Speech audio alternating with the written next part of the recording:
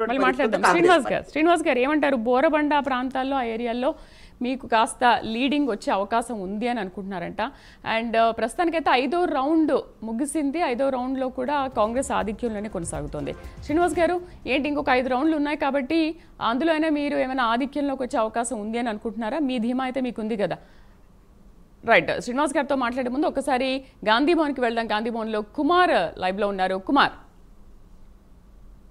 దేవి, Jubilee Hills by ఎలక్షన్కి సంబంధించి మరికొద్ది సేపట్లో ఉత్కంఠకైతే తెరపడనుంది. ముఖ్యంగా జూబ్లీహిల్స్ బైపోల్ ఎలక్షన్స్లోని ఉదయం 8 గంటలకే కౌంటింగ్ అయితే స్టార్ట్ అయింది. ప్రస్తుతం ఏదైతే ఇప్పటి వరకు కూడా 4 రౌండ్లు పూర్తయ్యేసరికి కాంగ్రెస్ అభ్యర్థి నవీన్ యాదవ్ ప్రస్తుతం ఏదైతే మెజారిటీతో ముందంజలో అయితే ఉన్నారో, అలాగే బీఆర్ఎస్ ప్రస్తుతం ఇంకా వెనకంజలోనే అవుతుంది. అలాగే బీజేపీకి మాత్రం చాలా తక్కువ ఓట్లు అయితే పడింది. ముఖ్యంగా ఏదైతే ఈ జూబ్లీహిల్స్ బై ఎలక్షన్కి సంబంధించి పోటాపోటీగా 3 పార్టీలు కూడా ప్రచారాలు అయితే కొనసాగించాయి. ముఖ్యంగా ఇటు నవీన్ యాదవ్ తరపున సీఎం రేవంత్ రెడ్డి, అలాగే బీఆర్ఎస్ సునీత తరపున ఏదైతే కేటీఆర్, అలాగే బీజేపీ తరపున ఏదైతే లంకల్ దీపక్ రెడ్డికి సంబంధించి ఇటు బీజేపీ అధ్యక్షుడైన రామచంద్రరావు, అలాగే కిషన్ రెడ్డి, అలాగే బండి సంజయ్ వీళ్ళందరూ కూడా పోటాపోటీగా ప్రచారాలు అయితే కొనసాగించారు. ఈ నేపథ్యంలోనే జూబ్లీహిల్స్లో మొట్టమొదటిసారి ఏదైతే ఇటు బీఆర్ఎస్ మాత్రం వెనకంజలో పడింది, ఇటు కాంగ్రెస్ అభ్యర్థి నవీన్ యాదవ్ మాత్రం ముందంజకైతే రావడం జరిగింది.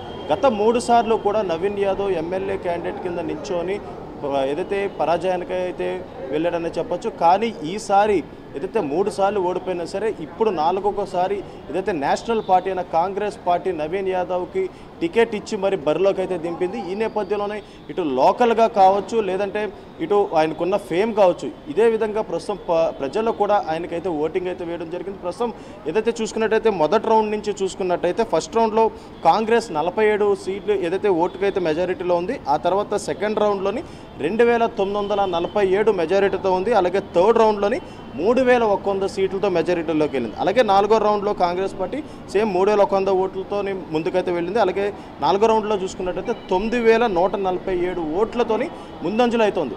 ముఖ్యంగా ఇటు లోకల్లో చూసుకున్నట్టయితే ఇటు జూబ్లీహిల్స్ బై ఎలక్షన్స్లోని 7 డివిజన్స్ అయితే ఉంటాయి. 7 డివిజన్కి సంబంధించి ముఖ్యంగా ఇటు షేక్పేట్తో మొదలైన ఈ కౌంటింగ్ ముఖ్యంగా షేక్పేట్, వెంకటరావు నగర్, ఎర్రగడ్డ, అలాగే యూసఫ్గూడ, రెహమత్ నగర్, కార్మిక్ నగర్, ఎల్లారెడ్డి కూడా ఇలా పలు ప్రాంతాలకు సంబంధించి కూడా ఓట్ల లెక్కింపులు అయితే కొనసాగుతున్నాయి. ప్రస్తుతం 5వ రౌండ్ ఇంకా కొనసాగుతుంది. ఇప్పటికే కాంగ్రెస్ విజయం తథ్యం అనేది తెలుస్తుందనే చెప్పొచ్చు. ఎందుకంటే భారీ మెజారిటీ అంటే 9147 ఓట్లు కాంగ్రెస్ మెజారిటీలో ఉంది కాబట్టి ఖచ్చితంగా కాంగ్రెస్ ముందంజలో ఉందనే చెప్పొచ్చు. కుమార్, 5వ రౌండ్ ముగిసేసరికి 12650 మెజార్టీలో కాంగ్రెస్ అభ్యర్థి నవీన్ యాదవ్ లీడ్లో ఉన్నాడు. ప్రస్తుతం ఇప్పుడు 6వ రౌండ్ కొనసాగుతోంది.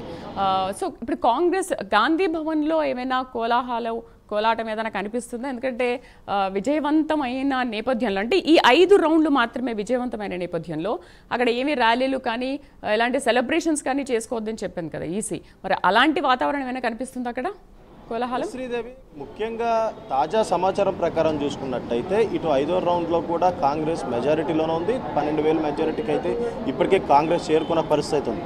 ఇటు ఏదైతే ఈసీ ఇచ్చిన కండిషన్స్ ప్రకారం ఇప్పటి వరకు కూడా అంటే ఈసీ ఇచ్చిన కొన్ని కండిషన్స్ ఏవైతే ఉన్నాయో ఇటు ర్యాలీలు కావచ్చు, బైక్ ర్యాలీలు కావచ్చు, ఇటువంటికి ఏది పర్మిషన్ లేదంటూ కూడా ఇటు ఈసీ ఇచ్చిన నేపథ్యంలో ఇటు కాంగ్రెస్ అభ్యర్థి నవీన్ యాదవ్ ఇంకా ముందంజలోనే ఉన్నారు. కానీ ప్రస్తుతం గాంధీ భవన్లో మాత్రం అంత సైలెంట్ వాతావరణం ఉందని చెప్పొచ్చు. ఎందుకంటే ఇప్పటికే అందరూ అంటే ఇటు జిల్లా ఇన్ఛార్జీలు కావచ్చు, ఎమ్మెల్యేలు కావచ్చు, అందరూ కూడా భాస్కర్ రెడ్డి స్టేడియంలోని ప్రస్తుతం వాళ్ళైతే అక్కడ ఉన్న నేపథ్యంలోని ప్రస్తుతం ఇక్కడంతా వాతావరణం మాత్రం సున్నితంగా ఉందనే చెప్పొచ్చు. ముఖ్యంగా చూసుకున్నట్టయితే గతంలో ఏదైతే జూబ్లీహిల్స్లోని సిట్టింగ్ ఎమ్మెల్యే ఉన్న మాగంటి గోపీనాథ్ తరపున ఏదైతే ఆయన మరణించిన తర్వాత ఆయన సతీమణైన సునీత ఏదైతే ఈ బరిలో దిగిన తర్వాత ఖచ్చితంగా బీఆర్ఎస్ ఖచ్చితంగా ఓటింగ్ అయితే ఎక్కువ ఉంటుందని అనుకున్నారు. కానీ అనూహ్యంగా ఇటు కాంగ్రెస్ పార్టీ నవీన్ని ఏదైతే అభ్యర్థిగా ముందు పెట్టడంతో ప్రస్తుతం ఓటింగ్ సంబంధించి కూడా అందరూ కూడా నవీన్ యాదవ్కే మొక్కు చూపినట్లయితే తెలుస్తుంది. ప్రస్తుతం గాంధీ భవన్లో మాత్రం ఏదైతే ప్రజెంట్ వాతావరణం మొత్తం అంతా బాగానే ఉందనే చెప్పొచ్చు. ఇంకా ఇక్కడికైతే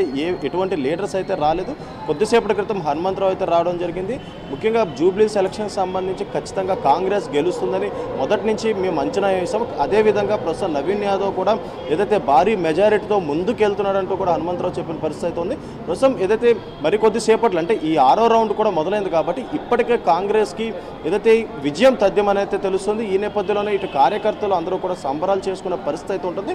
కానీ ఇంకా ఈసీ మాత్రం ఇంకా అఫీషియల్గా అనౌన్స్ చేయలేదు కాబట్టి అఫీషియల్గా అనౌన్స్ చేసిన తర్వాత ఖచ్చితంగా కాంగ్రెస్కి సంబంధించిన అనుచరులతో పాటు ఇటు నవీన్ యాదవ్కి సంబంధించిన అనుచరులు అందరూ కూడా ఖచ్చితంగా సంబరాలు చేసుకునే అవకాశం అయితే ఉందనే చెప్పచ్చు ఇది.